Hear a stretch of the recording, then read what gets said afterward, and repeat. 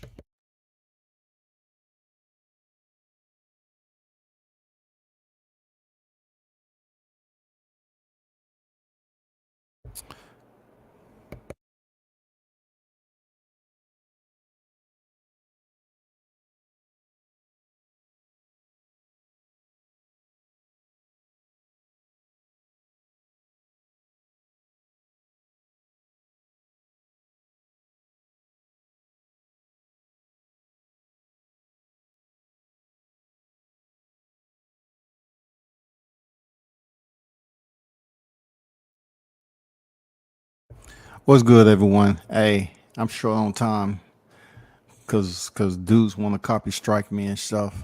I'm short on time. It's all good. Um, that's what they do. You know what I'm saying? Hey, it is what it is, man. They always submitting paperwork, but it's all good. Hey, shout out to the ones in the building, man. The first in the building. I'm AU is on deck. WCS shout out from Detroit. Legend has it. The real Spence will show up the next time. Hey, that's legend folklore type shit, right? That's folklore type stuff. Christopher White, what's good?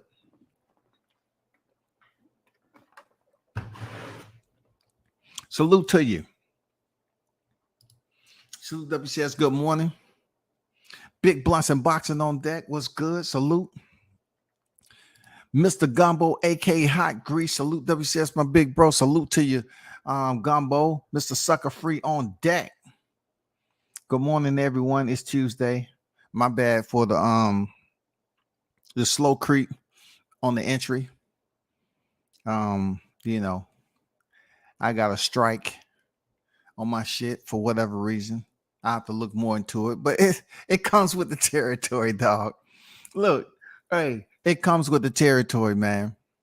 You know what I'm saying? It comes with the territory. People be steadily doing paperwork on your stuff, man. Hey, Boxing Fan Talk, what's good? Checking in WCS and the hottest chat in the YTC. I'm ready for the second fight to further prove Crawford is that guy. I think a lot of us is, man. Town business, sports entertainment, what's good? What up? Let's get this party started. So, you know, I want to give a site to the audio that I'm going to be using that Manager Marty recently did with Harvey Dock.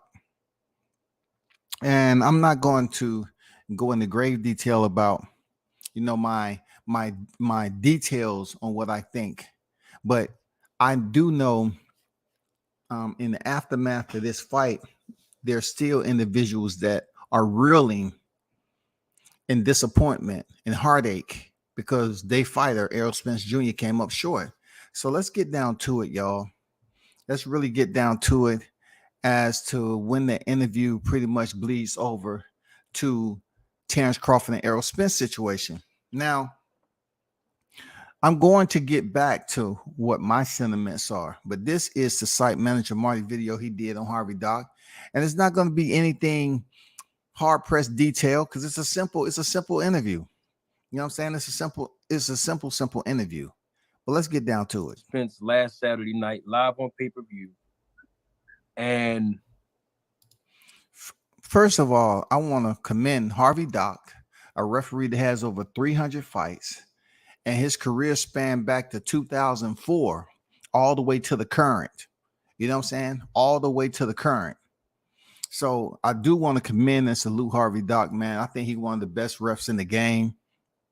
And it was good to see him on Marty's platform, you know, explaining to the people to debunk any of the naysayers about what they thought, what they believed, what they wanted to be as far as their conspiracy theories. He put a rest to all that.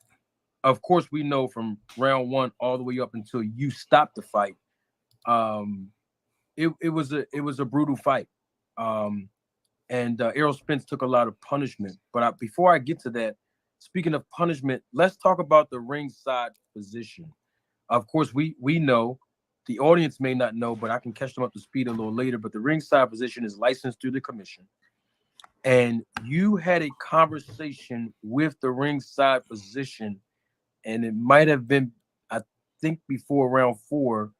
I'll let you share that part.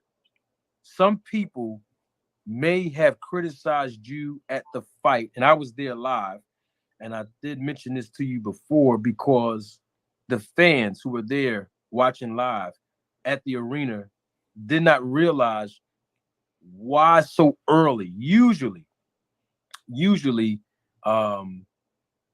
it's not as early for people. I have to take subtle breaks into this, right?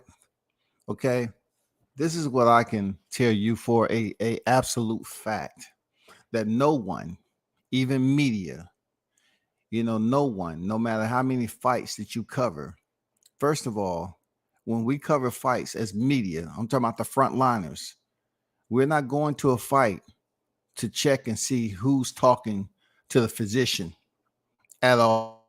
We're not worried about that. It's not even a point of our concern as media. And being that myself and my colleague, you know, Shot News has shot ringside, and I even shot PBC ringside before. I've been ringside. I've seen damn near everything there is to see with what goes on with the judges. You know what I'm saying? The physician, you know, even the EMT being close by, and in certain situations where fighters getting knocked out and everything, right? But this is nowhere to give a consensus, to gather evidence and a consensus to basically justify whatever point that is trying to be made here. You know what I'm saying? To basically start it off, no fans is worried about any physicians showing concern. And I like how Harvey Dock broke this down and explained what was actually taking place, because no one is going in here and have a consensus, whether it's 50 fights, 55 fights to 100 fights. They're not looking for a referee talking to a physician. They're not looking for it. Ringside positions to be, you know, referenced to by the referee. But in this particular fight, you actually consulted with the ringside position kind of early. Can you give the audience your perspective from a referee standpoint of why did you refer to the ringside position earlier than most fights are inquiring about the ringside? Now, Marty, I have to address something. You don't know what most fights are. You don't go to most fights. You went to that fight, but you don't go to most fights. So you have to let the referee be presented with a non-biased question and just presented to him what was his reasoning for talking to the physician early on in the fight.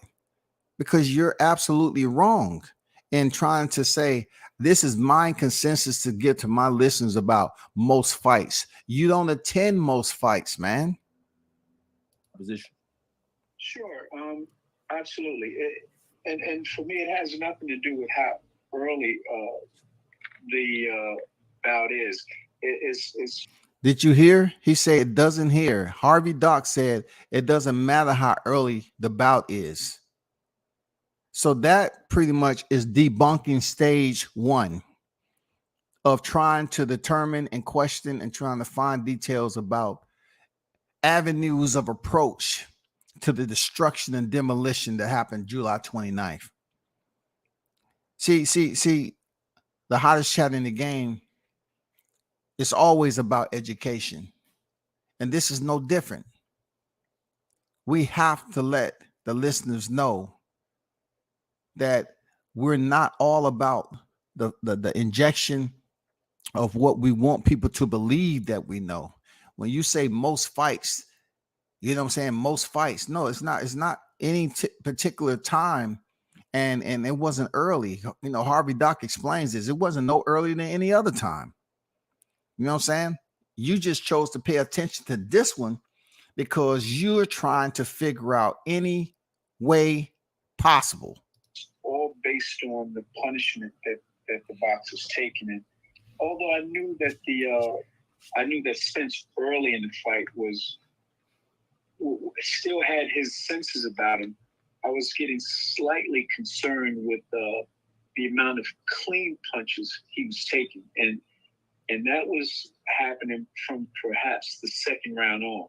So I did bring the doctor in. Yeah, it may have been after the fourth round because he was getting hit with clean shots, and I knew he was well enough to continue, but I wanted to consult with the doctor so we were both on the same page that yes, he is okay to go out for this next round, but I wanted, to let everyone know that I was concerned, primarily that ringside physician, that we were on the same page, and we oftentimes have conversations between rounds, and not in this particular fight, but in general, that ringside physician and the referee will have a conversation between rounds if that boxer's taking a lot of punches to the point where we're getting concerned.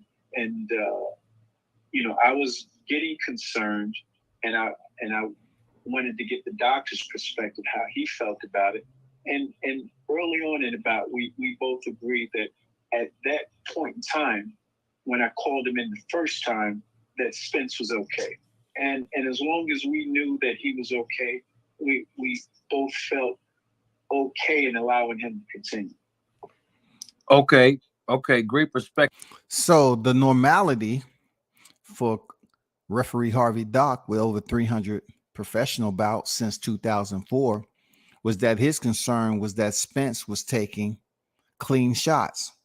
And there was nothing outside of the scope of how he goes about his format, right? To speak with a physician, because the rumor that people was wrangling from was a false fraud interview of a guy who called himself a doctor, who attempted to make a point about the referee splitting the ropes and talking to the fighter inside the ring. And that is not the first time a doctor has ever been inside the ring to check on a fighter. So when he came in there and spoke, and to Spence briefly, now that we totally get clarification to begin this process, Harvey Dock was concerned about the clean punches that Spence was taking from Terence Crawford. As a third man in the ring, that is one of his areas of responsibility. His AOR is to make sure he oversees for the care and well-being of the fighters. Now, when you say okay, we have some fans who are part of my audience who may not clearly understand all of the language in boxing, like compared to my hardcore audience that I have here now. when you say that you and the ringside physician concluded that Errol Spence was okay in the preliminary stages of the fight after the ringside physician evaluated him, can you give us, what do you mean? Can you expound on just a little bit? What does okay mean in your mind, from your perspective as a referee, and what does okay mean from the perspective of the ringside physician? So now he wants Harvey Dock. Marty wants Harvey Dock to explain what okay means. Any other fight, okay means he's cleared. They don't see anything as far as the condition that he's in, him being unresponsive, him seeming to be disorientated, you know what I'm saying, not totally conscious as his well-being.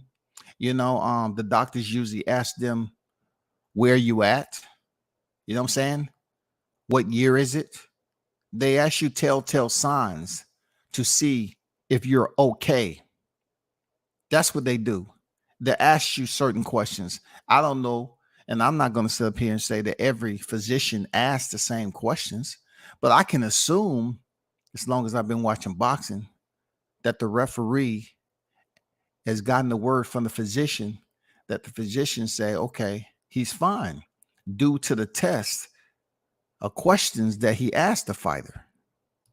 Well, what it primarily means is that boxer is able to competently defend himself, right? So we know boxing can be a vicious and brutal sport at times, and if you're unable to competently defend yourself, then that match is obviously going to have to come to an end. So we were observing, his defensive abilities to defend himself, as well as show enough offensive acumen to show that he was fit to still compete with Terence Crawford. So there's a defensive component that we're looking at, that he can responsibly take care of himself. And then there's the offensive component, and that is that he's, competitively fighting back. Even if he's losing the fight, he's still showing that he's fighting back. So there's an offensive and a defensive component that we take in consideration when we're observing the boxers. Okay, awesome. Speaking of observing the boxer, there's a question by a woman who has been one of my day one supporters. Before we get into, the individuals that have questions, and Marty did give an outstanding interview to Harvey Dock, but WCS is not here to diminish any part of this interview. I'm just here to provide my point, you know what I'm saying, my itemized observation. That's all I'm doing. So I like how Harvey Dock explained the offensive and defensive, the acronyms. They want to be sure that Errol Spence is indeed able to go out there and continue to fight. And we all know with fighting, you're what? If you're going to throw punches, you have to know how to defend punches. And it's up to him, and one of his areas of responsibility is to ensure, you know what I'm saying, he's doing everything to ensure that fighter is able to go out there based off what he's experiencing now. He's witnessing the punishment being delegated by Terence Bud Crawford. He's witnessing that, people. He's the closest to the action. He is witnessing this, right? But now, with his witness and his expert opinions, and the physician coming in the ring early to take a look at Spence, because his face was, strawberry red around about the second round. It had concern, people were showing concern that he was being beat up so easily. So this is where it seems like in the aftermath of it, this interview proves to be very conducive. And let me just click play and get back to it. Very conducive insight by Harvey Dock. From the very beginning of my channel. Her name is Dion. She actually has a question. Dion, thank you for your contribution to the channel and your support as always.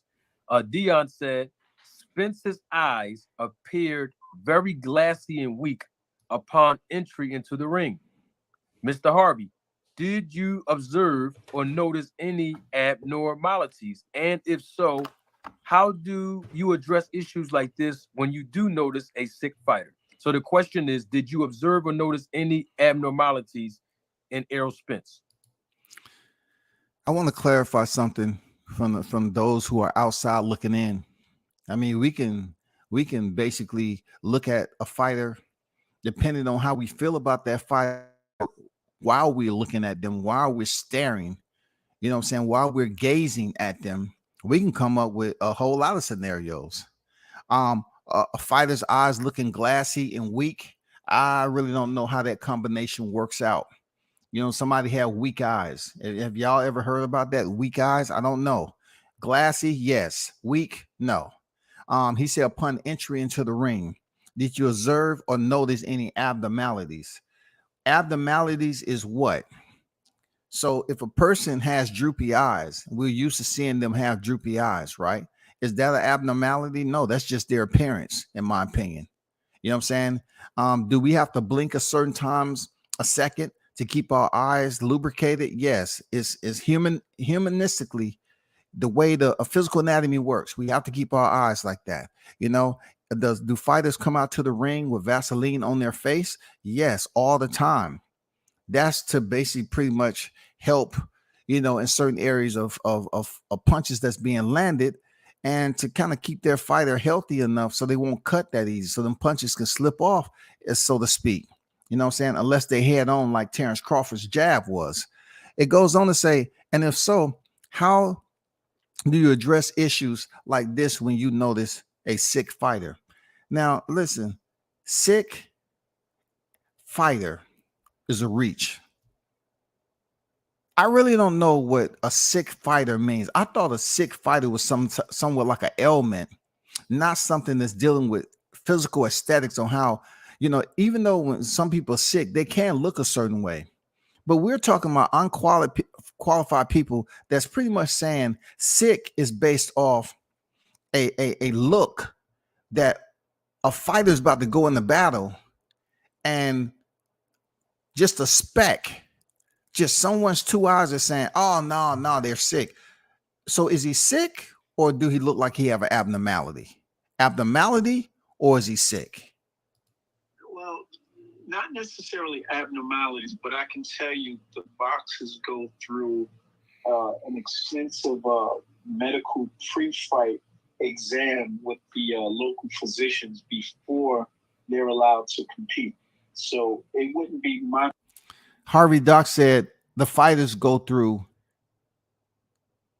an exam with the physicians before they're able to compete. Place to make a determination before the fight, because that would be overstepping my boundaries, because the physicians make sure that those boxers are competent enough to compete.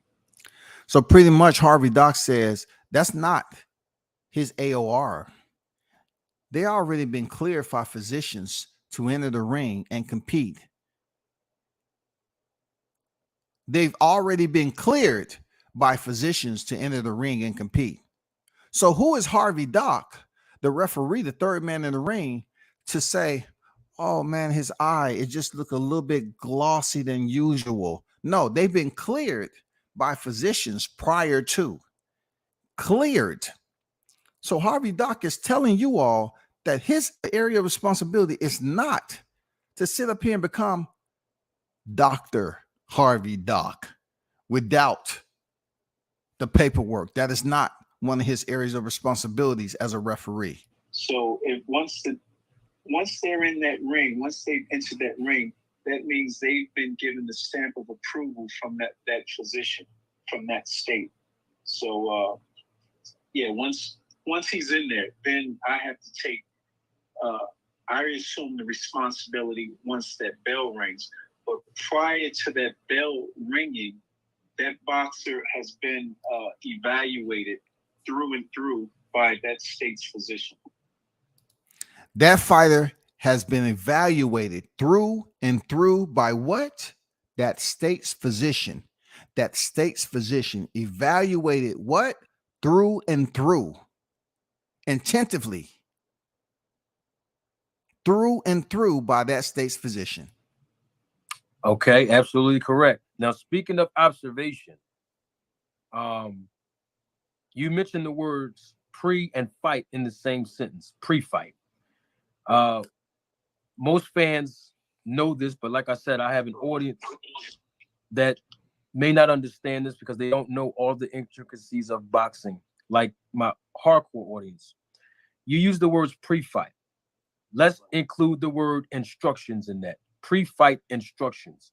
Can you give us, the audience, what does pre-fight instructions actually mean? What's the protocol to that, ref?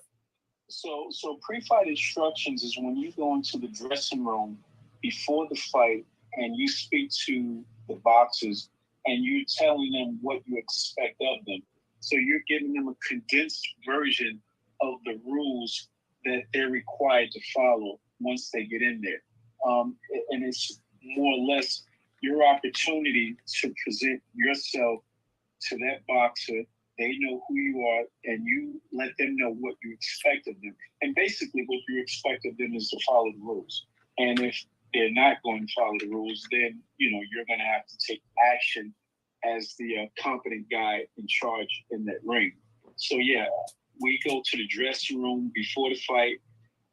If it's a title fight, we go back there with the members of that world organization, as you mentioned supervisors earlier. So we go back there with the supervisors. We go back there with the member of the commission. We're back there with the inspector from each corner. And that's when I let them know what I expect of them. And yeah, that's it in a nutshell. I inspector from each corner. And that's when I earlier. So we go back there with supervisors. We go back there with the member of the commission. We're back. Supervisors, members of the commission. Back there with the inspector from each corner. Inspectors from each corner. And that's when I let them know what I expect of them. And so you have a plethora of individuals who are qualified to be in the presence of Harvey Dock and the fighter, being that they are also a part and playing important roles to this fight night. So while Harvey Dock is up there providing his referee instructions, they are qualified professional individuals who play their role leading up to this fight, and to also ensure that the third man in the ring is doing his due diligence, you know what I'm saying, and following his protocol and format as a referee. It seems like a pretty competent group of individuals, in my opinion. Yeah, that's it in a nutshell. I typically try and keep my pre-fight instructions to less than 1 minute. And I say that because at that point in time, when they're in the dressing room, they're typically getting their hands wrapped. They're in fight mode. And more so, they've probably been a professional, like if it's a title fight. Those guys have been pros for several years. So he's talking about fighters, being he was an amateur fighter and so forth, right? He's talking about fighters being back there with fighters who may or may not be getting their hands wrapped. And when I initially heard this, I know it was going to be an attachment, because it's been word that people believe that Bud Crawford, he's been accused of having loaded gloves. And there's been people that have been mentioned, as I played the audio with D-Town, he has made accusations such as this, that Crawford had altered gloves, tampered gloves. You know what I'm saying? So therefore, when I heard, Harvey Dock, mentioned that he's sometimes back there while the fighters are having their hand wrapped, I did not hear him one time mention that he was back there to see if they was having their hands wrapped correctly, because once again, that is not his format. That doesn't fall underneath the check, the boxes that he has to check as a referee prior to the fight. That is not one of his responsibilities. Right. So they kind of know what the rules are and what the rules aren't. They know what they can do, and they know what's allowed and what's not allowed. So I try to keep those pre-fight instructions real short and concise. And if there's something that really has to be addressed, we'll address it as it presents itself once the fight has begun. Okay, cool. So you mentioned fighters getting their hand wraps. When you, as a referee, go into the dressing room to provide the pre-fight instructions to each fighter, is this prior to them getting their hand wraps, or after or during them getting their hand wraps? You never know. You just try to find the right time to go back there with the. I don't mean to cut Harvey Dock off, but the question was proposed about when do you go back there, trying to determine a time, that he can give a specific of being a referee back there when they get them hands wrapped. And Harvey Dock is explaining it all depends. You know what I'm saying? It all depends when it is. I'm not back there every time they get their hands wrapped. With the supervisor or member of the commission, and you never know. That timing is real sporadic. It changes from fight to fight. So you never know when you're going to be able to give instructions. Now, it changes from fight to fight. It's so sporadic. You never know when you're going to be able to give instructions. Come on, man. You never know. So it's not a locked in point of time where a referee is going back there, which is none of his business. You know what I'm saying? He's not going back there to see who's wrapping hands. If he goes back there and Crawford is wrapping his hand by himself, he's not going to say, yo, you have to have a team member do that. Hey, it's not his responsibility.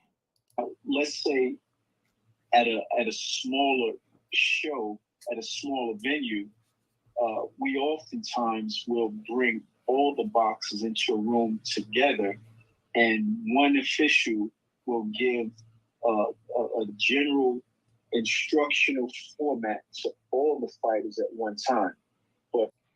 But that is true, because I do attend regional fights, and I have video of them giving all the fighters in one room instructions. I have witnessed this. They gather them all in one room because, first of all, the venue is very small, and the quantity of fights that they have on the fight cards can be lengthy. So they can just say, okay, do the time restraints, have everybody come into this one room and get these instructions. Again, if there's a title bout, you're going to speak one-on-one with that fighter and that trainer. Understood. Let me get this super chat here. I have another question about that. Lifeline Music, thank you for your support and your contribution to the channel. Lifeline Music says, salute Manager Marty. I hope Harvey Dock remains the referee for the rematch at 154, because it's going to be a different look in December.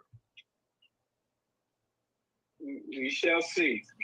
That's all I can tell you. We shall see. Yes, sir. Now, speaking of the pre-fight instructions and being in the dressing room. So Harvey Dock just, listened to a super chat, and that person said, would Harvey Dock be the referee in December? Because it's going to be much different. And it's not much I have to say on that. Harvey Dock, I'm right along the lines of him. He said, we shall see. You know what I'm saying? We shall see. By that time, hopefully, most of them would have gotten out of therapy and completed their program to get them back in, integrated into society from their mental breakdown from July 29th. And this kind of ties into what Dion was talking about as far as abnormalities. And you already mentioned that both fighters, Spence and Crawford, both passed all of the evaluations and examinations from the local medical personnel and physicians there in Nevada. When you were given the pre-fight instructions to both fighters, Spence and Crawford, did you see any differences in any of the body language, any of the eyes, any of the posture?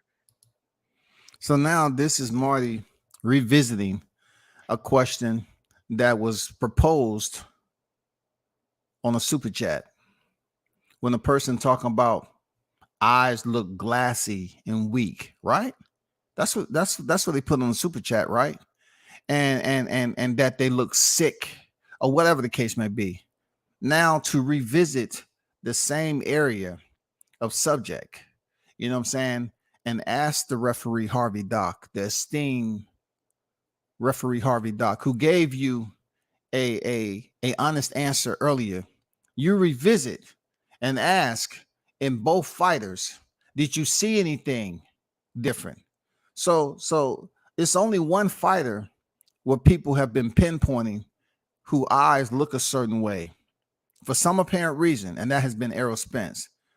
But now Marty revisits it with somewhat the same orientated question, line of questioning, to ask Harvey Dock, did he see anything strange about the fighters, and giving descriptions, you know what I'm saying? Descriptive details as to if that is his responsibility. He has already said the physicians clear the fighters prior to entering the ring. Now you're revisiting another question that is directly related in similarities to what you asked previously. Any of things that may not be as normal when you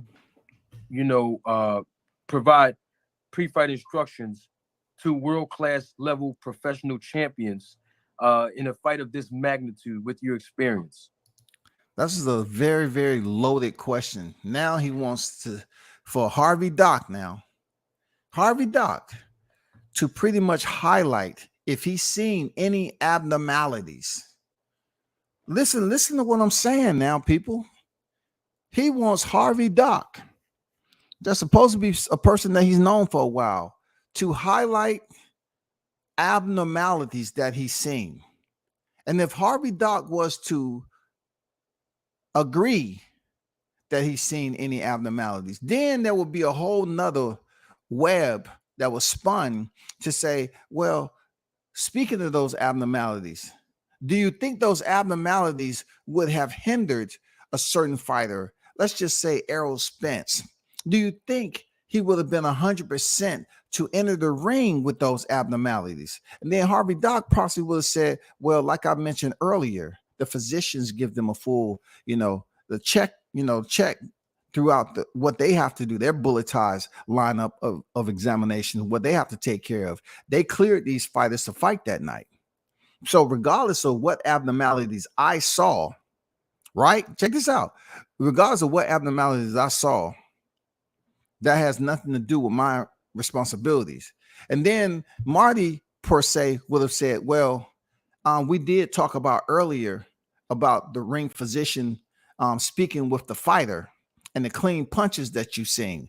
Do you think the reason why Errol Spence would have been taking those clean punches was due to the abnormalities that you've seen prior to the fighters walking to the ring? And if that is indeed the case, why didn't you say anything? I cannot make this up. I can't. Well, not really. I mean, I try not to take too much from how they appear in the dressing room because, that could be misleading. I mean, I've seen all that can be misleading by looking at how they look in the dressing room. It can be misleading. Types of things in the dressing room, and trying to draw a conclusion from how they are before they go out to compete could be, you might get cross signals. So, if you try to do that, you might get cross signals. That means within his field of understanding and expertise, that is not an area that you do, going in there and seeing how fighters look, because we know some fighters got lopsided noses. You know what I'm saying? Their whole face might be lopsided. It all depends on what you see, but it's a referee's duty to stay within the confines, the professional confines of their area of responsibilities, and going in there doing what they're supposed to do. They're not going in there to be Dr. Oz. They're not going in there to be Dr. Oz. That's not their responsibility. That's not what they're hired to do. I try not to take anything from how they appear. You know, I just know I have to give these instructions, and they're going to go out there and do battle. So it's again not my job to evaluate them before they get in the ring, which includes being in the dressing room. It's my job to mitigate what happens once they're in the ring. But when it's not his job to evaluate them prior to getting in the ring. It's his job to mitigate once they're inside the ring. That pretty much encapsulates the totality of Harvey Dock as a referee, his overall responsibilities as a referee, his job description, and one of his AORs is not outside before them fighters make it to the ring. No. It's to mitigate inside the square. That's where it all goes down for him. When he really puts that expertise and judgment calls, you know what I'm saying? Those judgment calls that Harvey Dock has to make as a professional referee with over 300 professional fights. Whatever's going on in the dressing room, I mean, everybody has different, they have different ways of preparing for their fights. So yeah, I don't draw any conclusions from what they may be doing in the dressing room, you know, or how they look in the dressing room. I draw absolutely no conclusions from them. Harvey Dock said, I draw absolutely no conclusions. No conclusions.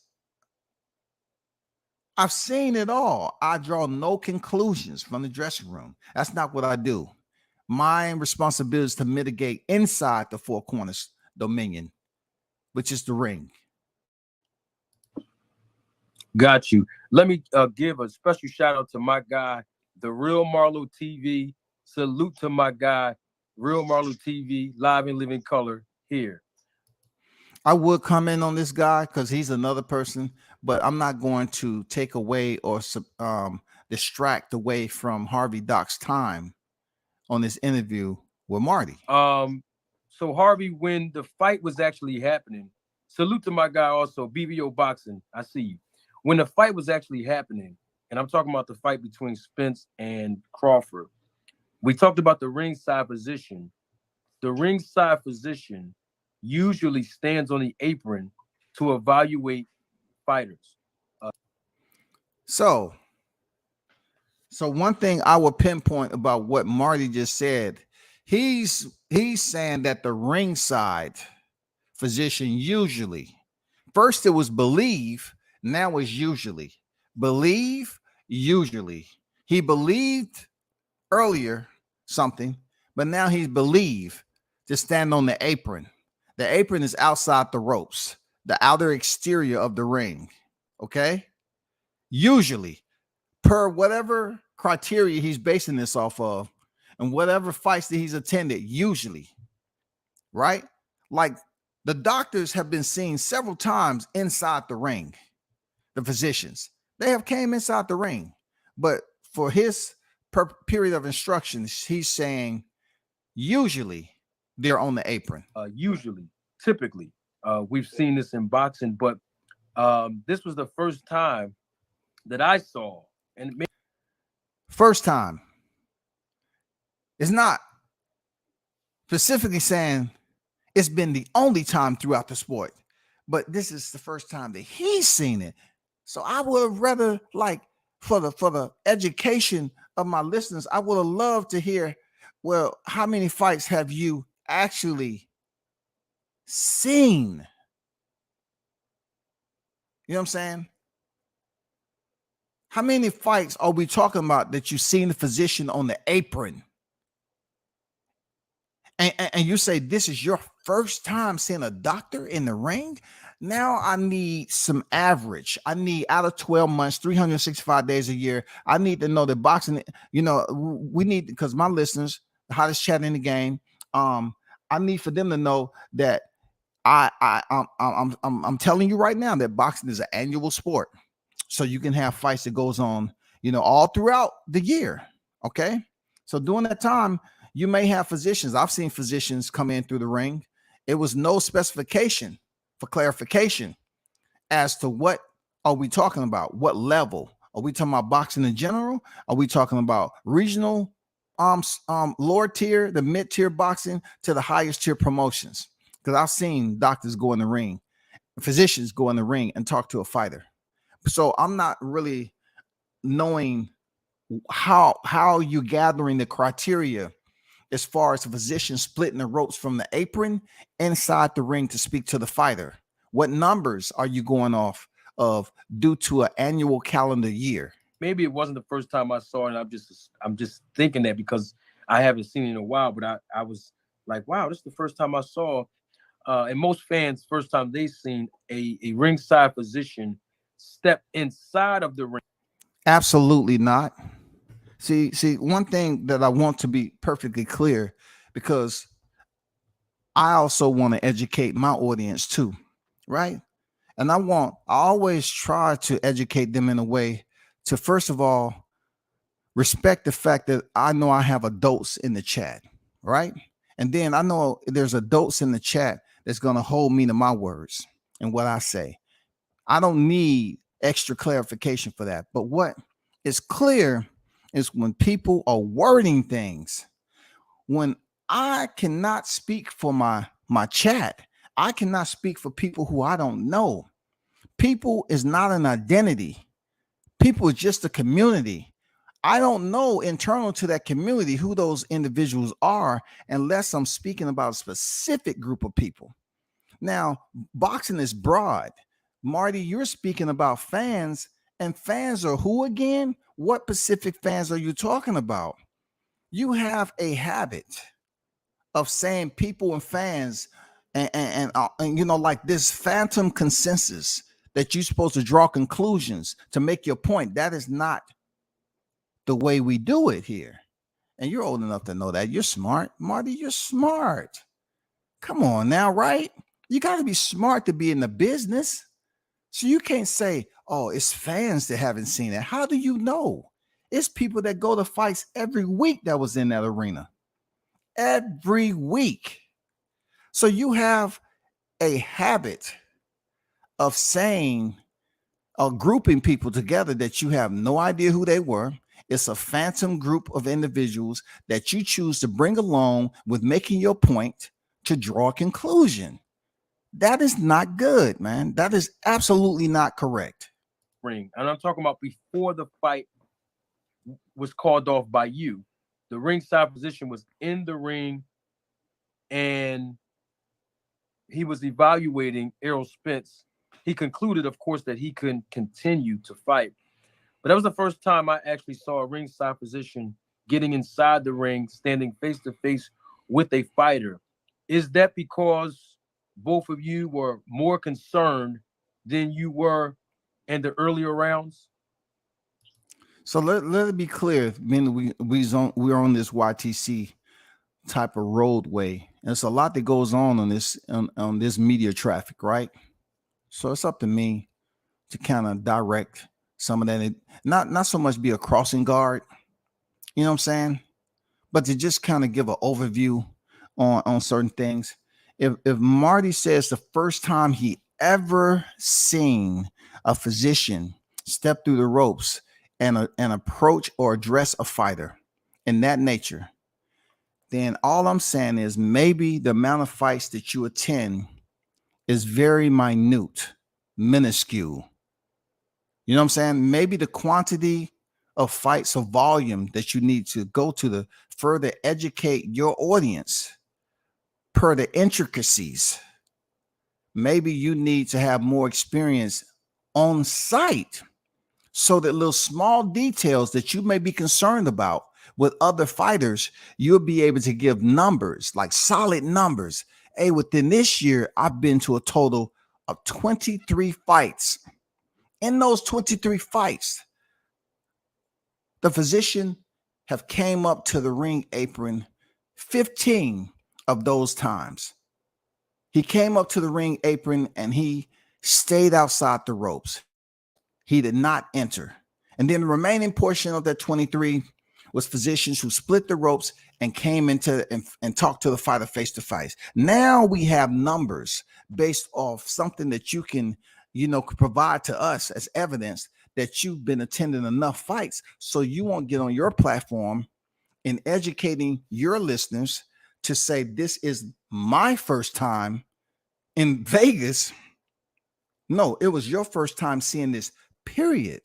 Primarily out of concern for Errol Spence Jr., because the physician was talking to him in the 5th round, and it drew ear from his fans because they didn't want the fight to be stopped, because they were still dreaming and drooling that he will have some type of resurgence to get back into the fight. I understand, as a Terence Bud Crawford, your pain. I understand from the outside looking in. I understand. Well, it's two things. Yeah, there was a growing concern when I called him up the second time, but also keep this in mind from a strategic standpoint. The corner has 1 minute to instruct their fighter. And if there's a growing concern, that physician, and myself included, we want to take a look at that boxer and look for anything that is very concerning. But we also don't want to take away from the 1 minute rest period that cornerman has with his fighter. So sometimes the best angle to get is inside the ring, and you're standing right behind that trainer without interrupting that 1 minute rest period that they have. Absolutely. So I'm sorry. So we're both observing during that 1 minute rest without interrupting that 1 minute. And that goes back to what we mentioned about not collecting scorecards. Because as you collect scorecards, that can take maybe 20 seconds of your 1 minute. So without needing to collect scorecards, we can pay attention for that full 1 minute rest period as to what's going on in that corner. Right. Makes a lot of sense. It makes a lot of sense, y'all. For real. I like what Harvey Dock so eloquently put. He said strategic. He's factoring in the time in between rounds that the fighter have, the time, and strategic. And they want to make sure they're still in the best interest of the fighter, the care of the fighter. That's what he's concerned about. Not so much what goes out here on the YTC streets with the false accusations and the conspiracy theories and the over the top exaggerated assumptions, the bloviated freaking biasness to try to find any type of desperate type of failed attempt as to why Errol Spence looked the way he did. Harvey Dock is strategic. He's factoring in and caring for the fighter's time, allotted in between rounds for them to make sure they have enough time to make that happen. You know what I'm saying? It's crucial because that fighter could be hurt. They can need every bit of that 60 seconds to recover. So essentially, Harvey Dock is doing what he's supposed to do, man. He should be saluted for that. A lot of sense. When you talked about the growing concern as the fight progressed on, at what point did you say to yourself as a referee, as an official, Spence has to show me something or I'm going to stop this fight? Do you have a clear recollection of around what round or what time frame did you started to gain that growing concern that I'm just going to stop this fight if he don't show me something? So let me answer this, y'all, because this is what I do. It's not that difficult.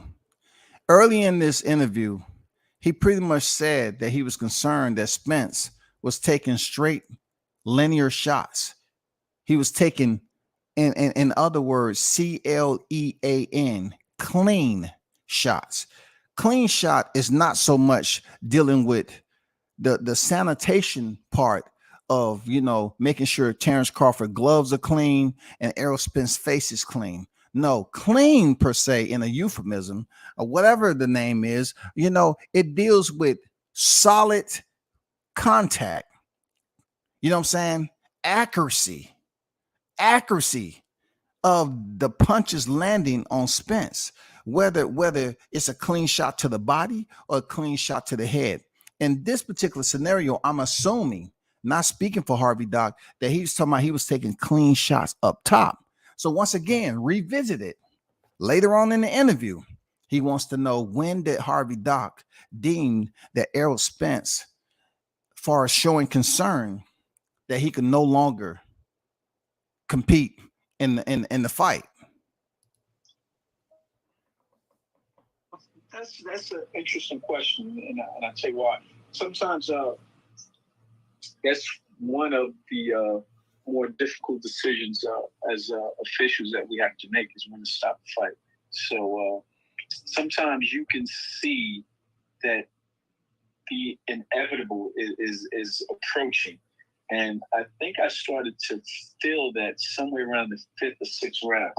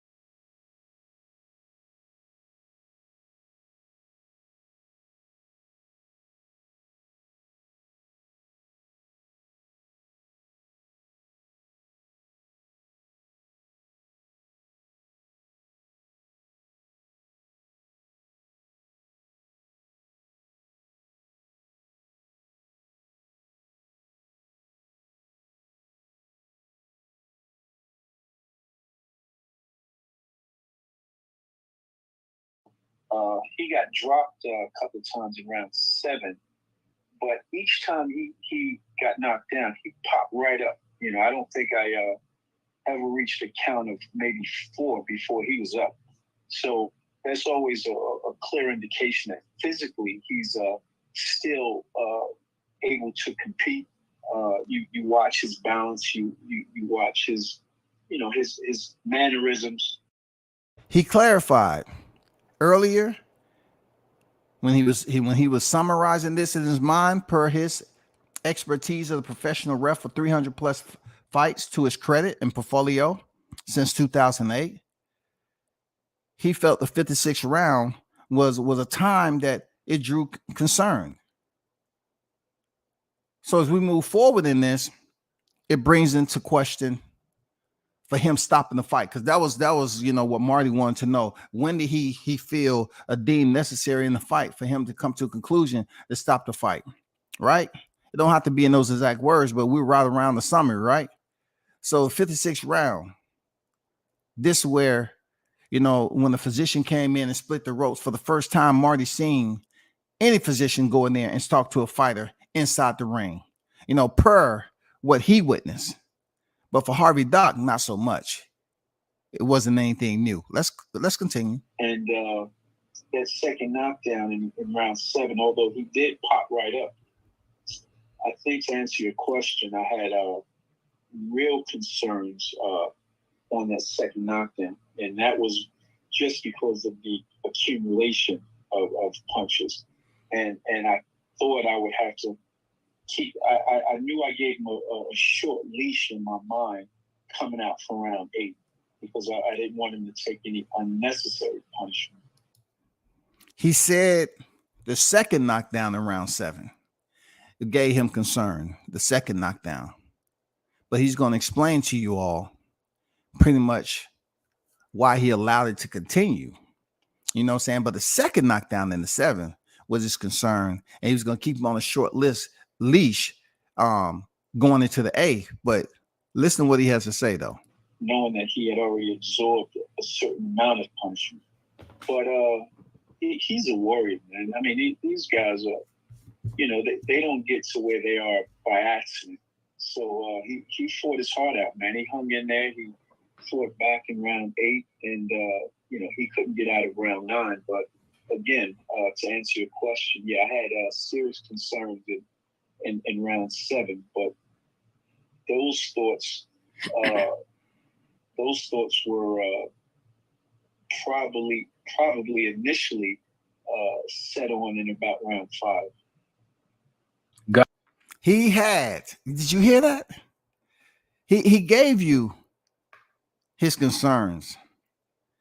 He gave you the initial start in round 5 because they're monitoring the physician and referee strategically. They're monitoring for the better interest and health of Errol Spence so that he can return back to the ring and fight another day. And also, he's seeing the punishment he took in round 7, which we all did. We seen how Crawford carried out that act of violence in the barrage or exchange of punches, and he was able to basically maintain that momentum, him being Terence Crawford, and breaking down Spence and knocking him down twice. You know what I'm saying?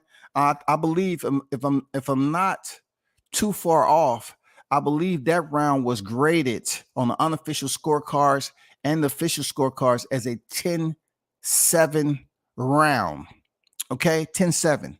So Harvey Dock, he made a solid point, man. You know, that he was going to take a close look, you know, round 8, see what happened, because he was definitely concerned on the second knockdown in round 7. Got you. Let me get these 2 super chats, and one of them want to know something from you, Harvey. This is Lavelle Hill. Thank you for your support and contribution to the channel. Haven't seen you before in my chat, but I don't know if this is your first time watching this podcast, but I appreciate your viewership as well, Lavelle Hill. Lavelle Hill says, let's just get into the meat and potatoes of what people want to know. Doc has did many fights, so he knows. Seen EJ fight many times. Did EJ look drained to him? I guess the question is, Harvey, did Errol Spence look drained to you? Drained.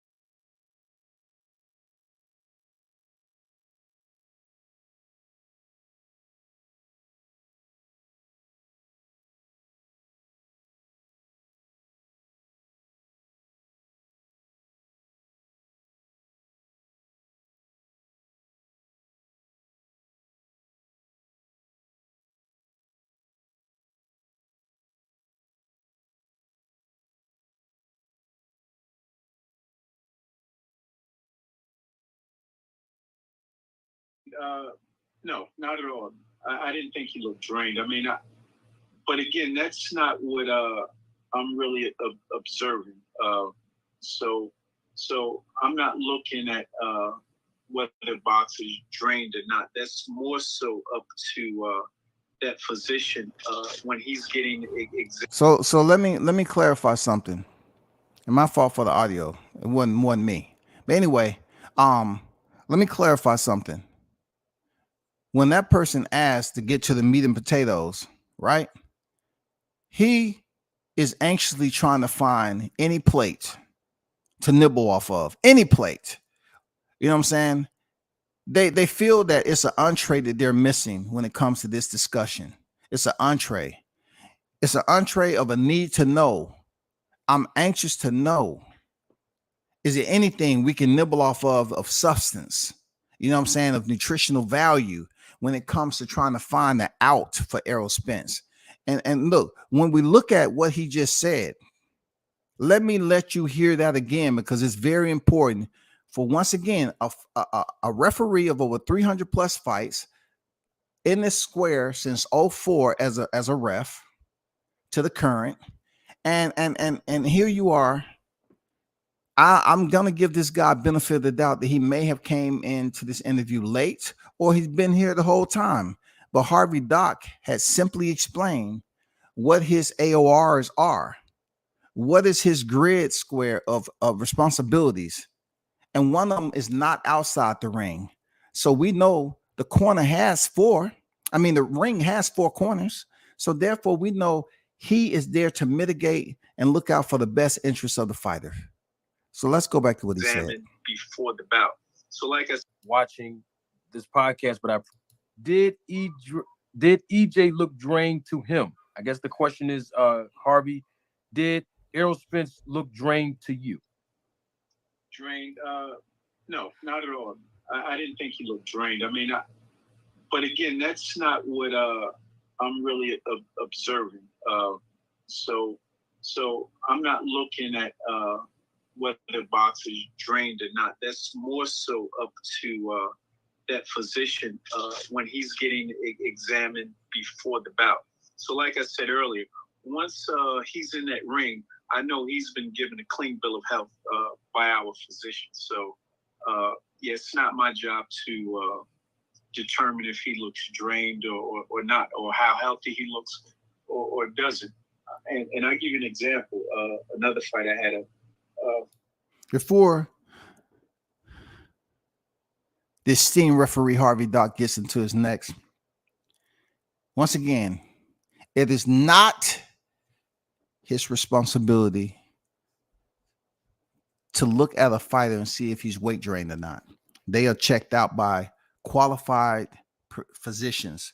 When I say qualified, they have the paperwork and they have the experience based off them going to school and being certified in those areas and having work with other fighters to build up to where they're at now, to work on that level of promotion. I don't know how many times this has to be put on the pinwheel. You know what I'm saying? We see the gerbil running around and around in the circle. You know what I'm saying? He pretty much put it out there. That is not his AOR to see if a fighter is weight drained. If you have a fighter that is in the ring and he's having trouble early in the fight, and you say, in the second fight, did you think he looked weight drained? Harvey Dock is not going to be able to give you a clear answer because it's non-pertaining to what he's looking for in the ring. If you want to ask him, did he have any concerns about the way Spence looked as far as what was actually going on between him and Terence Crawford? Yes, he can basically render that to you. But as far as you're saying weight drain has to do with a situation that may have started outside of the ring. And Harvey Dock doesn't have the evidence to be able to draw a reasonable conclusion. You know what I'm saying? He can't say, well, this fight camp started at this point, and I saw the video of him running up Mount Charleston and all that. No, he cannot do that. He would be making himself look unqualified to be in that position he's in. So I like how he just gives straight answers. And he said once again, no, that's not his job to give the fighter a clean bill of health, y'all. That is not his job. I won't mention his name, but a world champion some years ago, the ringside physician came to me before the fight and said that boxer had lost a certain amount of weight before the fight just to make weight and to keep a close eye on him because he was concerned with how many pounds he had to lose the day before. And, I took that into consideration. Long story short is that champion went out there and performed very well. So, you can't take so much from how a fighter looks. You just know that if they're in that ring, they've been, all their paperwork has been signed off on by the medical staff. You can't take so much based off how they look. You cannot take so much based off how they look. You cannot take so much based off how they look, based off how they look, based off how they look. This is a qualified professional referee telling you can't go off based off what they look, because a champion that he knew lost a extensive amount of weight and still went in there and performed great. So that debunks that every human is the same. Every human loses weight differently. Every human, if they lose 20 pounds in a certain period of time, they're going to be weight drained. No, that's just a lovely terminology that they enjoy speaking about amongst a group of people that's trying to come up with answers as to why they fighter look bad. They're trying to come up desperately with answers, and Harvey Dock is just pretty much clearing everything up. You know what I'm saying? So eloquently clearing everything up, debunking any of the doubt that the naysayers may have wanted to inject into Terence Crawford, you know what I'm saying, to diminish how victorious, how special this victory was for him, and how clean he made it look. How clean he made it look, y'all. You cannot inject a virus into this victory. It's not going to happen. The immune system is too strong. The white blood cells are different. They cut from a different cloth. So, yeah, it's not my job to look at a guy so close enough to see if he's drained or not drained, because that doesn't tell you the whole story. Okay, awesome. And that doesn't tell you the whole story, people. That doesn't tell you the whole story. Looking at a fighter and trying to take a picture, a snapshot.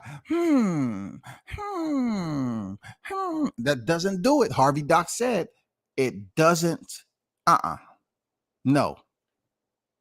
So please, since we're educated off this interview, and great interview, speaking about the intricacies of certain areas of a referee's responsibility in a fight of this magnitude, I'm telling you, I feel like the hottest chat in the game has learned something.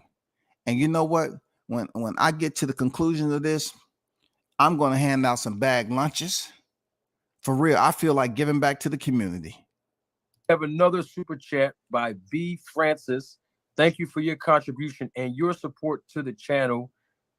B. Francis says, if Spence was drained, that's his team's problem with training, but it should not be used as an excuse for getting that thing put on him. Certainly at 154, the same chin will be just as exposed at 147. That comment wasn't to you, Harvey. I believe that B. Francis was making that comment to people in the chat. Shout out to B. Francis. I have to commend him for basically, emphasizing what a lot of us think, right? Not so much speaking for the people and fans as Marty has been on record as doing, and we don't know who they are, but I can significantly identify B. Francis, whoever he may be, because he left the chat. I like how he's basically saying the culpability lies with the camp of Team Spence. I like that. He seems like a hardcore boxing fanatic. He seems like a person that's been around the sport for a lengthy period of time. And why he's been hanging out around the sport, he's learned some things. He's educated himself. So I like that he's basically telling you all that the culpability is internal to the camp of Errol Spence. They've been out the ring for 15 months, for Christ's sake. For 15 months. And we have to wait for an epilogue to see his nutritionist cooking him a freaking avocado burger. Not only that, anyway. No. So at the point of round 7, you brought that up. That was the second knockdown, I believe, that Spence suffered by the hands of Terence Crawford. When he got up, you said he got up fast. When he got up, he looked like he was badly hurt at that point.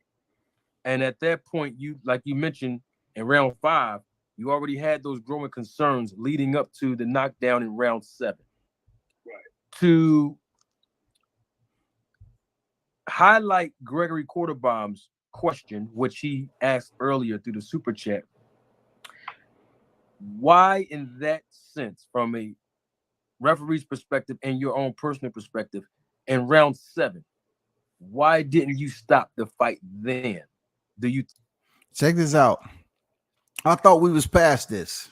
And we was moving on, to the victory, where the fight was stopped and Crawford was over there on the second rope, raining down a barrage of verbal thrashing to Jamel Charlo on the sidelines. Now we're back to round 7.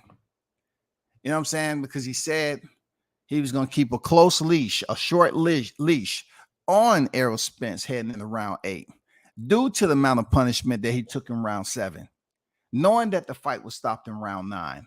But now we back to, he looked like he was hurt real bad in round 7. And you initially start to see this showing concern in round 5 and 6. Why didn't you stop the fight in round 7? And here's his answer. Him being Harvey Dock. Think it was enough to stop the fight? I mean, what is your assessment of not stopping the fight in round 7 after he got dropped the second time? A couple of things. One, he got right up. 2, I had him, after I gave the mandatory 8 count, I had him walk to one side, so I'm observing his balance. His balance was fine. And 3, it was at the end of the round, so he had a minute to get himself together. So I took all of these things into account, and I thought, as a champion, that he's being that he passed all those eye observations on my part. Eye observations from a qualified referee, not YTC, because we all know their observations can be extremely clouded with an extreme case of cataracts. But he said observations. I paid attention to him saying observations. And he said that Spence got up quickly, but yet him getting up quickly, it doesn't always work out for everybody. Zab Judah, per se, when he got up too quick against Costa Zoo, and it worked out to his detriment, the fight was called off. But not in this case. You know what I'm saying? Harvey Dock wasn't Jay Needy. Okay. So with that said, observation, Harvey Dock is saying that he gave him a couple of instructions and he completed those instructions. And also he included, once again, mitigating at the highest authority, you know what I'm saying? Clear mind and body. He said that it was near the end of the round. You know what I'm saying? He was at the end of the round. So we know Harvey Dock may be the same shade as Richard Steele, but them both having the same occupations, that proves to me they don't think alike, because we all know what happened when this guy waved up the fight with Medrick Taylor, and what happened when Harvey Dock was somewhat in the same situation, high end, come on, high dollar, high stake, prize fight, July 29th. He used his assessment, observation to see if it was time to stop the fight in the 7th round. You got to salute this man. Very, very attentive, patient, composed. Yes, sir. Yes, Thought sir. it was only fair to allow that champion to continue. And like, see exactly what I'm getting at? He says it's only fair to allow that champion to continue. That champion to continue. So he gave Errol Spence every benefit of the doubt. Allow that champion to continue. But yet, we're steadily trying to fish and fish and fish in a freaking pothole in the street, as if we're going to catch the shark that we all been waiting. No, no, no. It's nothing to fish for. Harvey Dock has cleared this all up. He say the man didn't look weight drained. He say, give this champion a time. He wanted to give him an opportunity to compete. Now, we know every referee isn't the same. We saw Richard Steele say, no, we ain't giving you any more time, Barroso. You whooping his ass. I got to goddamn stop the fight because, that's what they told me to do. So every referee is not the same. Clearly, Harvey Dock did a commendable thing by allowing Errol Spence to try to fight on, man. But he was going to keep him on a short leash in round 8. Salute to you, man. Like I said, if it was maybe in the middle of the round or the beginning of the round, maybe I would have had a different thought process. But at that point in time, it was at the end of the round. Give him his 1 minute and let's see what happens. Right. You mentioned mandatory. When he say give him his 1 minute, that means the 1 minute they have in between rounds. 8 count. Once again, I want to make sure that the fans and subscribers and viewers here that still don't understand all the intricacies and the language of the sport, that they get their opportunity to learn. Because I use this platform as educational purposes and a little bit of entertainment too, Harv. Can you explain to us, the audience, what is a mandatory 8 count? What is that? Yeah, I definitely use my platform for entertainment. I absolutely try to when it's needed to hear the 8 count. Absolutely. I think it's one of the intricacies of maintaining your audience. You know what I'm saying? So if I can knock a topic out, and you know what I'm saying, and give it the 8 count, I think I've done my job. Real talk. Sure. Whenever a boxer gets knocked down, even if he gets up at the count of 2, 3, you still have to complete a count up to 8. And what that does is it gives the referee a chance to evaluate that boxer and just to make their observations. So it doesn't matter if he's up at 2 or if he's up at 8 or 9. You still are required to give an 8 count, which again gives you the opportunity to observe the boxer and make your evaluations and decisions from that point. So what Harvey Dock is saying is that, let's just say a fighter, i.e. named Errol Spence, is knocked down and he gets up quickly, right? So when he gets up, and Harvey Dock may have looked over after telling Crawford, get off the second rope, leave Jamel alone. Come on now, chill. I know you'll knock his ass off, but chill. You're distracting me from what I'm doing, man. Chill. Okay, he looks to the timekeeper. Boom, what am I on? Let's just say the timekeeper says 3. He continues to count even though Errol Spence is up, to give him time to properly assess Errol Spence at the end of the 8. He doesn't stop the count at that time. He concludes the 8 count, and then he make his observation at that point to see if he's safely able to continue. There's not one knockdown that you'll ever see in a professional match where a referee does not count until up until 8. It's mandatory. So yeah, that's our evaluation time. Got you.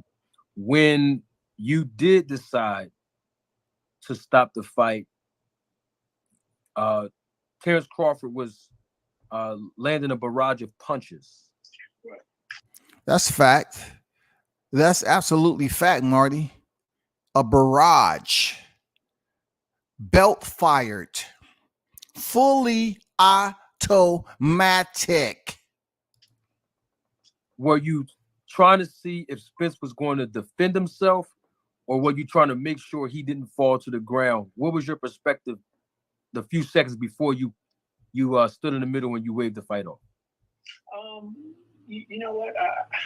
I don't remember the exact thought process, but I do know that I had concerns that led up to that. So it wasn't just an in-the-moment decision.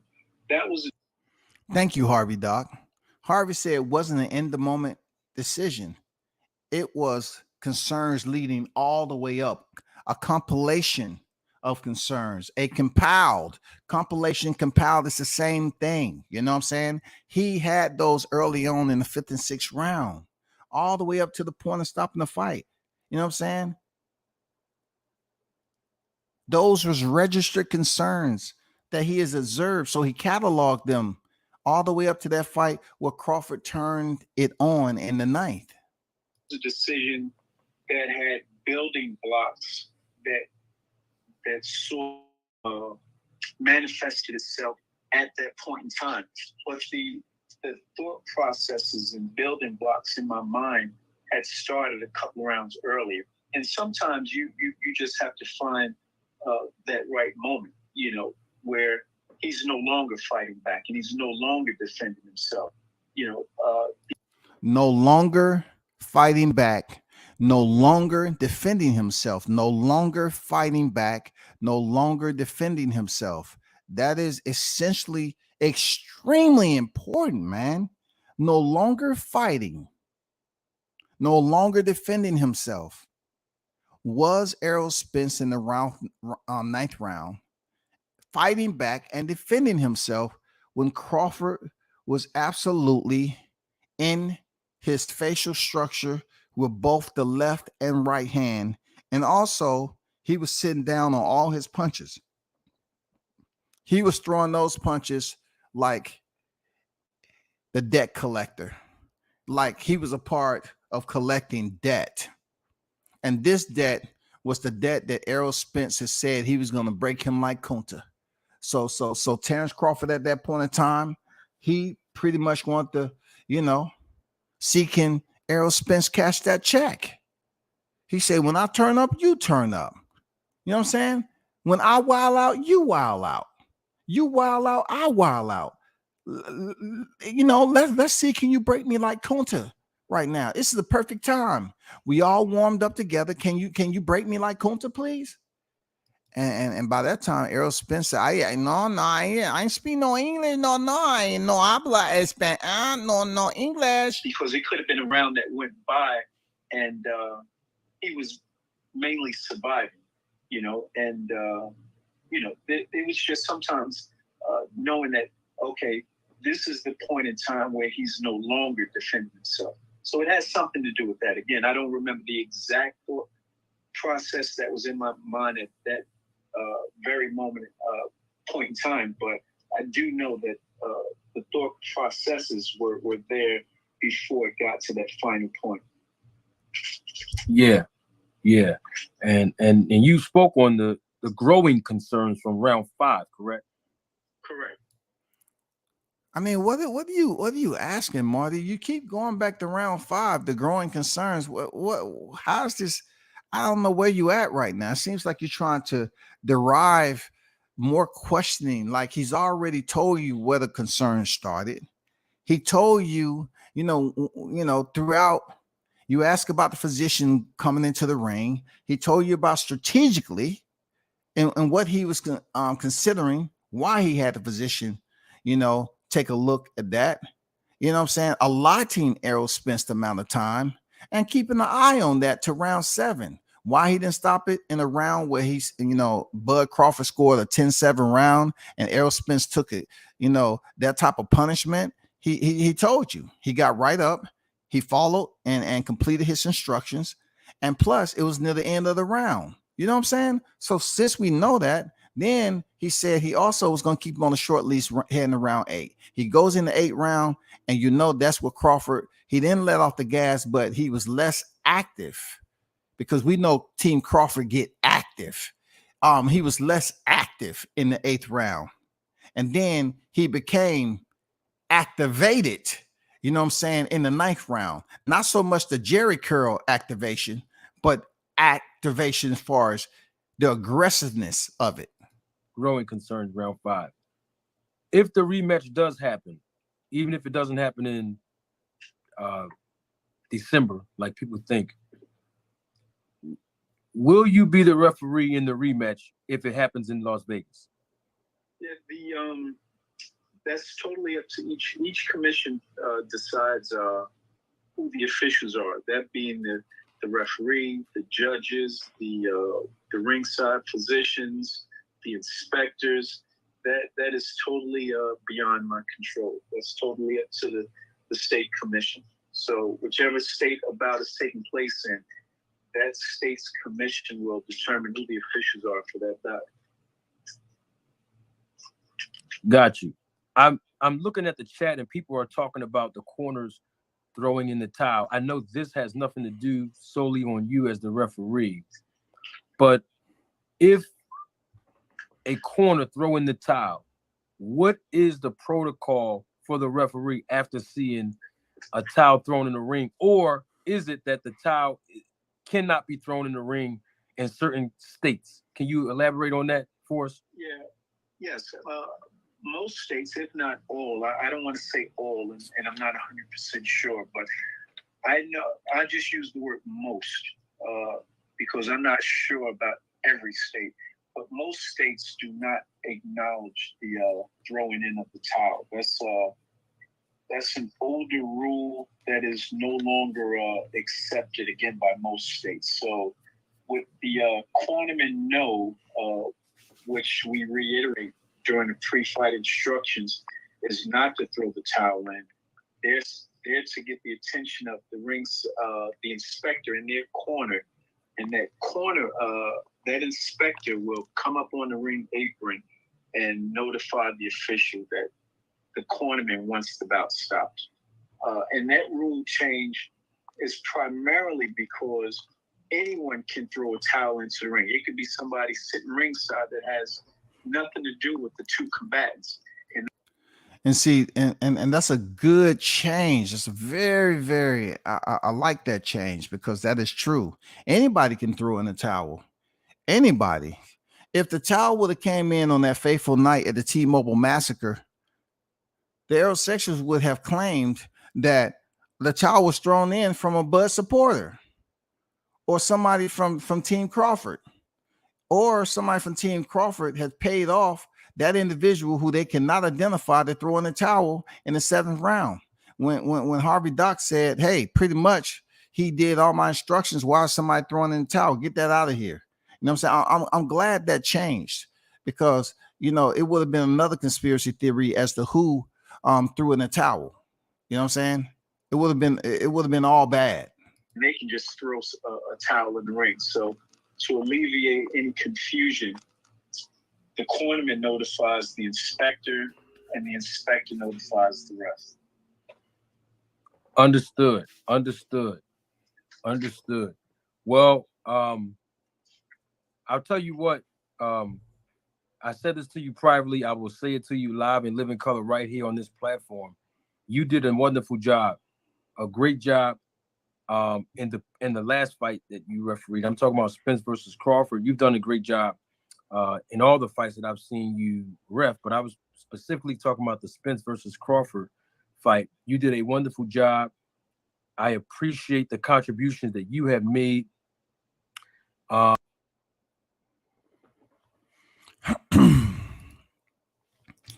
Let me get to this chat.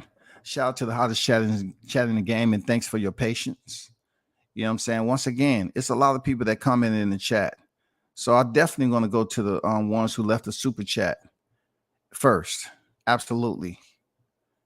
Mr. Gumbo, AK Hot Grease, Mr. Sucker Free on deck with a $10 super chat. $10 super chat. $10 super chat. You feel me? And Spence got the honorable minister feeling sorry for him. Yes, sir. Yes, sir, indeed. Yes, sir, indeed. And only reason I didn't really put that up here in this particular, because I didn't want to blend it in with speaking on Marty's live stream. and great interview by manager Marty. But I had to do a reaction to it and everything, and I'm pretty sure it's going to be many more channels that I do a reaction to over here. But I felt that it was important to highlight certain areas of the fight that, you know, it took place the way it did. It was meant to go down like that. I thought that Harvey Dock did an amazing job refereeing, because leading up to this fight, we was concerned about who was going to be the referee. We was already, you know, putting the X's by the ones that we did not want to see, right? We didn't want to see. But Harvey Dock, man, he's one of those referees that's, you know, right in the middle, man. Like, you know, when you think about it and say, okay, yeah, that's who I want to see. He doesn't basically insert himself into the action as much. Like if you would have watched that card with Jake Paul and Nate Diaz, I forgot the referee's name. He reminded me of Vinny Pazienza. For real. He's a wiry type of dude. And when he gets in between the fighters, he will push a fighter damn near all the way to his corner.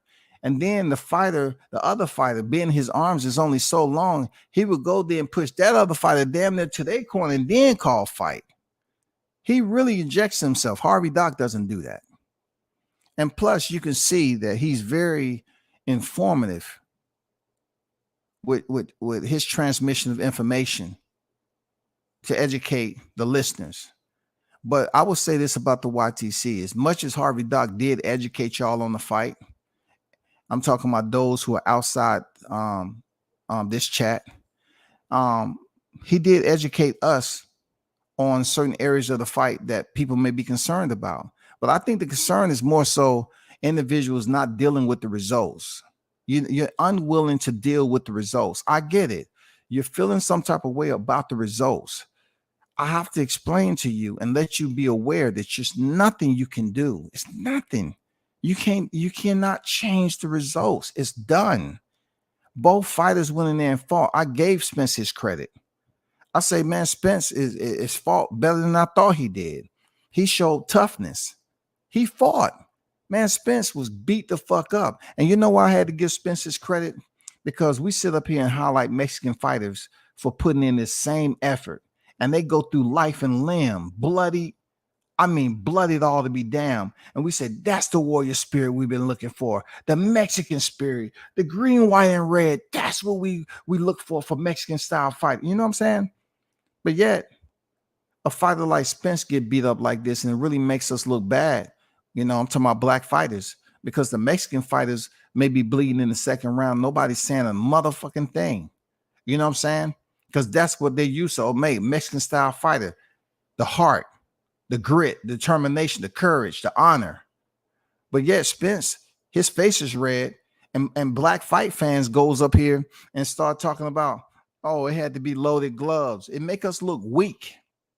It make us look weak as fight fans. It make us look weak when it comes to supporting black fighters, because we have seen the Provodnikovs and Timothy Bradley. Was somebody up there trying to, was the gloves loaded? Because shit, Provodnikov looked terrible after that fight. Timothy Bradley, man, took crazy punishment after that fight. Were they saying that? When you used to have the Barreras, the Moraleses, the Israel Vasquez, were you saying that? Juan Manuel Marquez, the Durans, were y'all still keeping the same energy? Because Mexican style fighting will produce a horror scene like that, but it's natural to them. But as black boxing fans and seeing black fighters do that, it make us seem soft. It makes it seem like we sensitive. We don't pay close attention to what we got going on. You know what I'm saying? Because when Deontay Wilder was in there with Fury in the 7th round, I didn't see anybody doing videos on Deontay Wilder, how much heart he showed, how he was bleeding. You know what I'm saying? No, but we had black content creators go up here and talk about dents in the head, Man bleeding out his ear. He was bruised up. He's this. He took this amount of punishment. But we can see Cepeda and Baranchik both take multiple knockdowns, and they're praised for fight of the year. Oh my God, this is fight of the year. Epic. This is an epic fight of the year. But Deontay go in there and fight his ass off. And we go up here and try to make up conspiracy theories to the high heavens without just showing mad respect to Deontay for having heart. You got to show mad respect to Errol Spence for having heart, man. Even though he was the one up here saying he was going to break this man like Kunta 3 different ways, he got his ass beat. But every time he got knocked down, he did not sit up here and act like he was a bum. He didn't cower to the ring ropes or nothing. He got up and he fought. He went right back into the fire. And yeah, he looked foolish in there. Terence Crawford, he made him look really bad, dog. But all we got, I'm hearing black content creators up here talking about he has dents in his head. You know what I'm saying? That doesn't make me upset. I'm just saying because I'm not the one who said it. I would be upset with myself if I was talking about a possible dent in Errol Spence's head. As a boxing fan, I would be somewhat extremely disappointed if I was up there saying that Spence had dents in his head. Dents, y'all.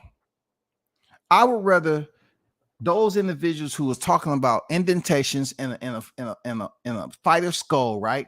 The hurt business. I would rather you hire a doctor to basically explain and break that down and to break down the intricacies and educate the hottest chat in the game on how a fighter, what does a fighter have to possess inside his gloves? What type of contraband or components do they have to put on their hands to be able to land a punch that will leave an indentation on a human skull? I would rather you all get together as a collective group. If you have to pay a small stipend to this individual, find a qualified doctor, have an open panel so that doctor can be asked questions about how is this possible for not only this fighter to lose, but for it to be so-called the accusations be made to diminish the victory of Terence Crawford, that somehow gloves came into the situation, him having an indentation in his head. That's cowardness. That is cowardness right there. That is taking it to a hardcore boxing aficionado to a gossip column. That's where it did. Now you become a gossip columnist. If you are the channels who's doing this, a gossip column. If you're gonna sit up here and create a thumbnail and put a circle around Errol Spence's head and say he has dents in his head, then why would you want him to have a rematch then? Why would you even ask the question for a rematch? Because Terence Crawford is too dangerous. See, I have to put this out there to the Errol sections because you all was bragging about what he did to Yordenis Ugas' freaking face. But what was absent from that, WCS realized that y'all did not question if Errol Spence had some foreign objects of contraband in their gloves there, Marty. Though I respect you as a man, I can't respect the fact that you actually spoke on this as if it had relevance. Great interview with Harvey Dock, but it was braggadocious commentary going on when Errol Spence bloodied up Yordenis Ugas' face and swelled his eye and said he was bleeding out of his eye for several days. No one questioned anything about the gloves, but all of a sudden your counterpart is going to talk about gloves in the Avanesian fight. You're speaking about gloves in the Avanesian fight, but all I heard was bragging on the damage that was inflicted to Yordenis Ugas. The wild part about it is that Yordenis Ugas looked worse than Errol Spence did. But you all start talking about indentations when Ugas' eye is one of the worst It's one of the worst that you will look for. Like you look at his eye, that eye looked fucked up, but yet he was still wanting to fight on. Errol Spence, yeah, his face looked bad. Absolutely. There's plenty of pictures out there. But to zone in on indentations on the left side of this man's skull and to insinuate that Crawford had loaded gloves, you obviously have a vendetta. You obviously have an agenda. Obviously, you have to be grouped along with the rest of the individuals that was doing this for years. You have to be grouped along with them. If you all are going to say that he's a cheat now, I have to question this. Why didn't you say that when Errol Spence damaged Yordenis Ugas April 16th, 2022? Where were you at? Where were you at? Why weren't any lives done last year to say that Errol Spence may potentially have something in his gloves to swell up Ugas' eye like that? Because Danny Garcia's eye wasn't swelled up like that. So now we go full circle to Crawford's win, and there's all this speculation about weight drain, him being on drugs, his eyes look glassy, to indentations of his skull. Indentations of his skull. To basically diminishing any type of perception that someone from the outside looking in to this social media shit is reading, and they're seeing and hearing this information, and they got to process it. Then they have to go look elsewhere. The little time it takes for them to go look elsewhere because they happen to fall upon that particular live stream that was out there with indentations in his head is a live stream too much. It's effed up any way you look at it. I'm just telling you what I didn't see.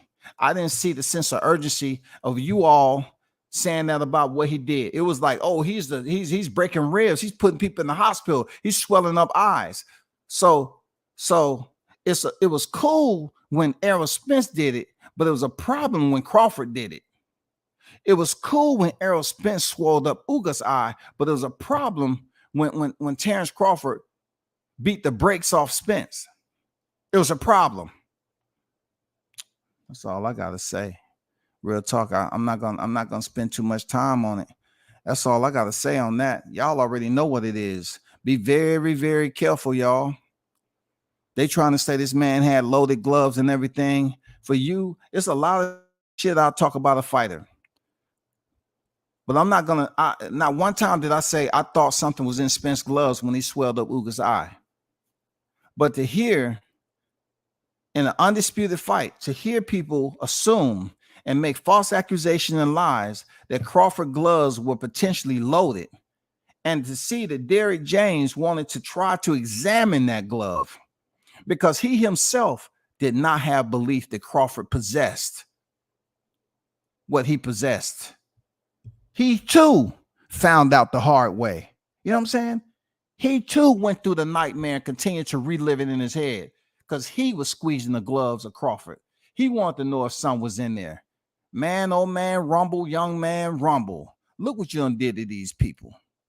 You know what I'm saying? Look what you did to him, Crawford. Appreciate y'all pulling up. We should do it again. Thanks for the donation, Gumbo. Appreciate the hottest chat in the game, man. I appreciate you. Hit the like button on your way out. Peace.